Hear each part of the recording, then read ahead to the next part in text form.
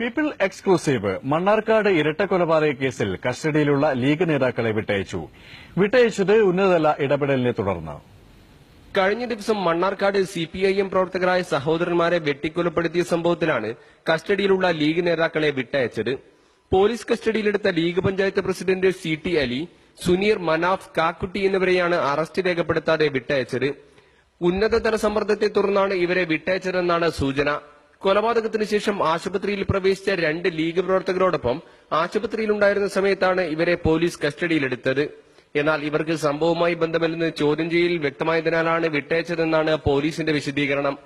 Case അട്ടിമറിക്കാനുള്ള നീക്കത്തെ ചെറുക്കുമെന്ന് CPIM സംസ്ഥാന secretariat അംഗം AK ബാലൻ പറഞ്ഞു.